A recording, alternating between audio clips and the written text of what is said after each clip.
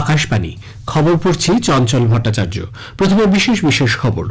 প্রধানমন্ত্রী বলেছেন, আফ্রিকাকে পণ্য উৎপাদনের সামগ্রিক উৎস হিসেবে নয়, বরং মূল্যবোধ গঠন এবং সুস্থায়ী উন্নয়নের নেতৃত্ব প্রদানকারী মহাদেশ হিসেবে দেখা উচিত।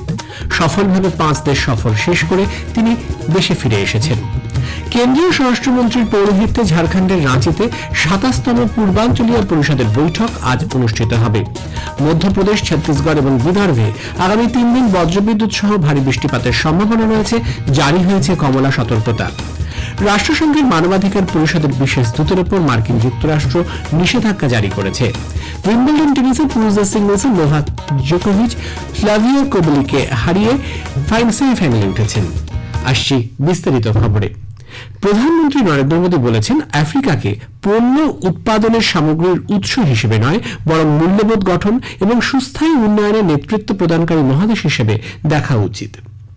নামিবিয়া সংসদে ভাষণ দিতে গিয়ে শ্রী মোদী আফ্রিকান ইউনিয়নের 2063 সালের এজেন্ডা, বিশেষ করে এর শিল্পায়নের উদ্যোগে ভারতের দৃঢ় সমর্থন পুনর্ব্যক্ত করেন। তিনি বলেন, ভারত দক্ষিণে বিশ্ব নিয়ে গভীরভাবে উদ্বিগ্ন এবং এককভাবে নয়, বিশ্বের প্রতিটি দেশের সঙ্গে একযোগে উন্নয়ন যাত্রায় বিশ্বাসী। ভারত আফ্রিকা অংশীদারিত্ব অভিন্ন উন্নয়ন যাত্রায় নিহিত। প্রধানমন্ত্রী জোর দিয়ে বলেন, ভারত আঞ্চলিক স্তরে দক্ষতা বিকাশ, কর্মসংস্থান সৃষ্টি এবং আফ্রিকায় স্থানীয় পর্যায়ে উদ্ভাবনকে উৎসাহিত করতে বিনিয়োগ অব্যাহত রাখবে। Our development partnership in Africa is worth over $12 billion, but its real value is in shared growth and shared purpose. We continue to build local skills, create local jobs, and support local innovation. We believe that Africa must not be just a source of raw materials. Africa must lead in value creation and sustainable growth. প্রধানমন্ত্রী সফলভাবে 5 দেশ সফর শেষ করে দেশে ফিরে এসেছেন। Ghana, Trinidad ও Tobago, Argentina এবং ব্রাজিলের পর প্রধানমন্ত্রী নামিবিয়া সফর করেন। সফরকালে সে দেশে শিল্পোদ্যোগে উৎসাহ দানের জন্য এন্টারপ্রেনিয়রশিপ ডেভেলপমেন্ট সেন্টার এবং উন্নত স্বাস্থ্য পরিষেবার জন্য একটি কেন্দ্র গড়ে তুলতে 2টি সমঝোতাপত্র স্বাক্ষরিত হয়। ভারতের নেতৃত্বে বিপর্যয় ব্যবস্থাপনা প্রতিহত করার জোট coalition for disaster resilient infrastructure এবং গ্লোবাল বায়োফুয়েল অ্যালায়েন্সে নামিবিয়া যোগদান করবে বলে সিদ্ধান্ত নিয়েছে। এছাড়াও সেদেশে ডিজিটাল পেমেন্ট সিস্টেম শুরু হবে। বিদেশ মন্ত্রকের পূর্বাঞ্চলীয় সচিব দাম্মু রবি জানান, উইন্ডোকে শ্রী মোদী এবং নামিবিয়ার রাষ্ট্রপতি নেতুম্বো ন্যান্ডি এন্ডিয়াগো প্রতিনিধি পর্যায়ের এক বৈঠকে মিলিত হন। তারা গুরুত্বপূর্ণ খনিজ পদার্থ, হাইড্রোকার্বন, প্রতিরক্ষা ক্ষেত্রে সহযোগিতা, স্বাস্থ্য, জনপ্রশাসনের ডিজিটাল ব্যবস্থাপনা, পরিবেশ এবং দক্ষতা বিকাশে সহযোগিতা বৃদ্ধির সিদ্ধান্ত নিয়েছেন। সন্ত্রাসবাদের মোকাবিলায় পারস্পরিক সহযোগিতা এবং বহুস্তরীয় আন্তর্জাতিক সংগঠনগুলি সংস্কারের পক্ষে মত প্রকাশ করেছেন তারা। কেন্দ্রীয় স্বরাষ্ট্রমন্ত্রী অমিত শাহ আজ রাঁচিতে 27তম পূর্বাঞ্চলীয় পরিষদের বৈঠকে সভাপতিত্ব করবেন। এই বৈঠকে 4টি পূর্বাঞ্চলের রাজ্য ঝাড়খণ্ড, বিহার, ওড়িশা এবং পশ্চিমবঙ্গের 70 জন প্রতিনিধি উপস্থিত থাকবেন। পশ্চিমবঙ্গের প্রতিনিধিত্ব করবেন অর্থমন্ত্রী চন্দ্রিমা ভট্টাচার্য, ওড়িশার মুখ্যমন্ত্রী মোহন চরণ মাঝি, উপমুখ্যমন্ত্রী পার্বতী পারিদা, মন্ত্রী মুকেশ মহালিঙ্গম সে রাজ্যের প্রতিনিধিত্ব করবেন। উপমুখ্যমন্ত্রী সম্রাট চৌধুরী এবং মন্ত্রী বিজয় চৌধুরী বিহারের প্রতিনিধিত্ব করবেন। বৈঠকে ঝাড়খণ্ডের মুখ্যমন্ত্রী হেমন্ত সোরেন সহ মুখ্য সচিব, স্বরাষ্ট্র সচিব, ডিজিপি এবং অন্যান্য কর্মকর্তারা ঝাড়খণ্ডের প্রতিনিধিত্ব করবেন। স্বাস্থ্য, অভ্যন্তরীণ ও উপকূলীয় নিরাপত্তা, বিভিন্ন প্রকল্প রূপায়ণে পারস্পরিক সমন্বয় ও সহযোগিতা, পরিকল্পনা ও উন্নয়নের মতো বিষয়গুলি নিয়ে এখানে আলোচনা হবে বলে জানা গেছে। গত 10ই মে এই বৈঠক হওয়ার কথা থাকলেও পাহেলগাঁও কাণ্ডের জেরে ভারত পাকিস্তান সংঘাতে তা পিছিয়ে যায়। গুজরাটের কেভাডিয়ায় কেন্দ্রীয় বিশ্ববিদ্যালয়গুলির উপাচার্যদের নিয়ে 2 দিনের সম্মেলন আয়োজন করেছে শিক্ষা মন্ত্রক। জাতীয় শিক্ষানীতি 2020 বাস্তবায়নের 5 বছর পূর্তি উপলক্ষে আজ থেকে শুরু হওয়া ওই সম্মেলনে কেন্দ্রীয় বিশ্ববিদ্যালয়ের উপাচার্যরা বিষয়টি নিয়ে পর্যালোচনার পাশাপাশি আগামী দিনের জন্য প্রয়োজনীয় নীতি নির্ধারণ করবেন। কেন্দ্রীয় শিক্ষামন্ত্রী ধর্মেন্দ্র প্রধান সম্মেলনে যোগ দেবেন। ত্রিপুরা সরকার সে রাজ্যে জৈব ও প্রাকৃতিক চাষের উপর সবচেয়ে বেশি গুরুত্ব দিচ্ছে বলে রাজ্যের কৃষিমন্ত্রী রতনলাল নাথ জানিয়েছেন। শরীরকে সুস্থ সবল রাখার ক্ষেত্রে এ ধরনের উৎপাদিত জৈব পণ্যের গুরুত্ব দিন দিন বাড়ছে। কৃষি ও কৃষক কল্যাণ দপ্তর রাজ্যে 25,000 হেক্টরেরও বেশি জমিকে সার্টিফাইড অর্গানিক জমিতে পরিণত করেছে। পাশাপাশি গত 3 বছরে রাজ্য থেকে 1332 মেট্রিক টনেরও বেশি উৎপাদিত পণ্য রপ্তানি হয়েছে, যার মধ্যে রয়েছে সুগন্ধি চাল, বার্ডস আই লং লঙ্কা, আদা, হলুদ ও আনারস।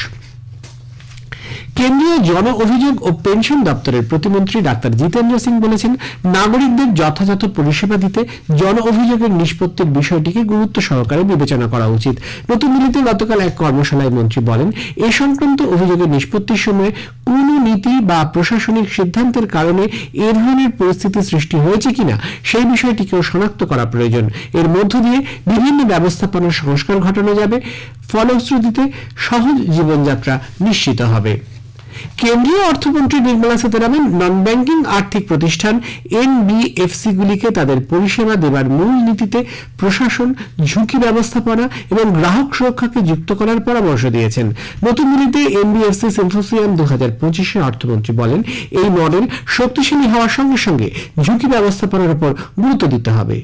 NBFC's fundamentals has been underpinned by strong capital buffers, robust interest margins, and earnings and low levels of impairment. Asset quality has shown steady recovery, particularly since the pandemic, with NBFC sector's gross NPAs having steadily declined from 6.4% in March 2021 to reach the current level of 3% in March 2025.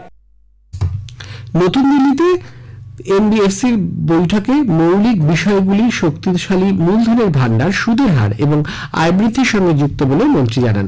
মহামারীর পর সম্পদ সুস্থায়ীভাবে পুনরুদ্ধার হয়েছে। NBFC খাতের মোট অনুৎপাদক সম্পদ 2021 সালের March মাসে 6.4% থেকে ক্রমাগত হ্রাস পেয়ে এবছরের মার্চ মাসে 3% পৌঁছেছে। ভারতীয় রেল 2025-26 অর্থবর্ষের প্রথম ত্রৈমাসিকে 9,000-এরও বেশি পদে নিয়োগ বিজ্ঞপ্তি জারি করেছে। তারা জানিয়েছে, চলতি অর্থ বছরের শেষে 50,000-এরও বেশি নিয়োগপত্র দেওয়া হবে। জম্মুর ভগবতী নগর যাত্রী নিবাস বেস ক্যাম্প থেকে 7,307 জন তীর্থযাত্রীর আরেকটি দল অমরনাথ গুহা মন্দিরে তীর্থযাত্রার জন্য কাশ্মীর উপত্যকার উদ্দেশ্যে যাত্রা শুরু করেছে। 284টি গাড়িতে আজ ভোরে তীর্থযাত্রীরা বেস ক্যাম্প থেকে রওনা হয়েছেন। এই দলে 5,534 জন পুরুষ, 1,586 জন মহিলা, 23 জন শিশু এবং 138 জন সাধু ও 24 জন সাধ্বী রয়েছেন। ভারতীয় আবহাওয়া বিভাগ আইএমডি জানিয়েছে, মৌসুমী বায়ুপ্রবাহ এখন উত্তর পূর্ব বঙ্গোপসাগর থেকে অমৃতসর পর্যন্ত বিস্তৃত। এটি চণ্ডীগড়, নাজিমাবাদ, কানপুর, ডাল্টনগঞ্জ এবং গাঙ্গেয় পশ্চিমবঙ্গ ও ঝাড়খণ্ডের উপর একটি নিম্নচাপ অঞ্চলের মধ্য দিয়ে অতিক্রম করেছে। মধ্যপ্রদেশ, ছত্তিশগড় এবং বিদর্ভে আগামী 3 দিন বজ্রবিদ্যুৎ সহ ভারী বৃষ্টির সম্ভাবনা রয়েছে। জারি করা হয়েছে কমলা সতর্কতা। এই মাসের 15 তারিখ পর্যন্ত দেশের উত্তর ও পূর্বাঞ্চলে ভারী থেকে মাঝারি বৃষ্টিপাতের সম্ভাবনা আছে। আইএমডি জানিয়েছে, আসাম, মেঘালয়, নাগাল্যান্ড, মণিপুর, মিজোরাম এবং ত্রিপুরায় আজ ভারী বৃষ্টিপাত হতে পারে। এই খবর প্রচারিত হচ্ছে আকাশবাণী থেকে। আমাদের সংবাদ শোনা যাবে ইউটিউব চ্যানেল আকাশবাণী সংবাদ বাংলা, ফেসবুক ও ইনস্টাগ্রাম আকাশবাণী সংবাদ কলকাতা এবং এক্স হ্যান্ডেল এআইআর নিউজ কলকাতাতে। রাষ্ট্রসংঘের মানবাধিকার পরিষদের বিশেষ দূত ফ্রান্সেসকা অ্যালবানিজের উপর মার্কিন যুক্তরাষ্ট্র নিষেধাজ্ঞা জারি করেছে। শ্রীমতী অ্যালবানিজ আন্তর্জাতিক অপরাধ আদালত আইসিসিতে মার্কিন ও ইসরায়েলি নাগরিকদের বিচার প্রক্রিয়ায় আনার উদ্যোগ নিয়েছিলেন। মার্কিন বিদেশ সচিব মার্কো রুবিও জানান, অ্যালবানিজের এই উদ্যোগ অবৈধ। যেভাবে তিনি মার্কিন ও ইসরায়েলি আধিকারিক এবং বিভিন্ন সংস্থার বিরুদ্ধে ব্যবস্থা নিচ্ছেন তা গ্রহণযোগ্য নয়। গাজায় ইসরায়েলের সামরিক অভিযানে কট্টর বিরোধী ফ্রান্সেসকা অ্যালবানিজ রাষ্ট্রসংঘে কাজ করতে উপযুক্ত কিনা সেই প্রশ্নও রুবিও তোলেন। ইসরায়েলের প্রধানমন্ত্রী বেঞ্জামিন নেতানিয়াহু ওয়াশিংটন ডিসি সফরের সময় মার্কিন যুক্তরাষ্ট্রের এই সিদ্ধান্ত। মার্কিন প্রেসিডেন্ট ডোনাল্ড ট্রাম্প আফ্রিকার 5টি দেশের নেতাদের সঙ্গে সাক্ষাৎ করেছেন। তিনি বলেন, আফ্রিকায় মার্কিন যুক্তরাষ্ট্র সহায়তার পরিবর্তে বাণিজ্য নীতি অনুসরণ করবে। উইম্বলডন টেনিসের পুরুষদের সিঙ্গলসে নোভাক জোকোভিচ ফ্লাভিও কোবেলিককে হারিয়ে সেমিফাইনালে উঠেছেন। গতকাল অল ইংল্যান্ড ক্লাবে ইটালির ফ্লাভিও কোবেলিকে কোয়ার্টার ফাইনালে 3-1 পরাজিত করেন তিনি। সেমিফাইনালে জোকোভিচ বিশ্বের 1 নম্বর ইটালির জ্যানিক সিনারের মুখোমুখি হবেন। লর্ডসে ভারত ও ইংল্যান্ডের মধ্যে তেন্ডুলকর অ্যান্ডারসন ট্রফি ক্রিকেট সিরিজের তৃতীয় টেস্ট আজ শুরু হবে। খেলা শুরু হবে ভারতীয় সময় বিকেল 3:30। ক্রিকেটে ভারতীয় মহিলা দল গতকাল রাতে ওল্ড ট্র্যাফোর্ডে চতুর্থ টি20 আন্তর্জাতিক ম্যাচে ইংল্যান্ডকে 6 উইকেটে হারিয়ে দিয়েছে। এর ফলে 5 ম্যাচের সিরিজ 3-1 ব্যবধানে জিতেছে তারা। ভারতের উত্তর পশ্চিমে জাতীয় রাজধানী অঞ্চল দিল্লিতে আজ কিছুক্ষণ আগে ভূকম্পন অনুভূত হয়। কম্পনের কেন্দ্র হরিয়ানা ঝাঝর। রিক্টার স্কেলের মাত্রা ছিল 4.4। শেষে বিশেষ খবর আরো একবার।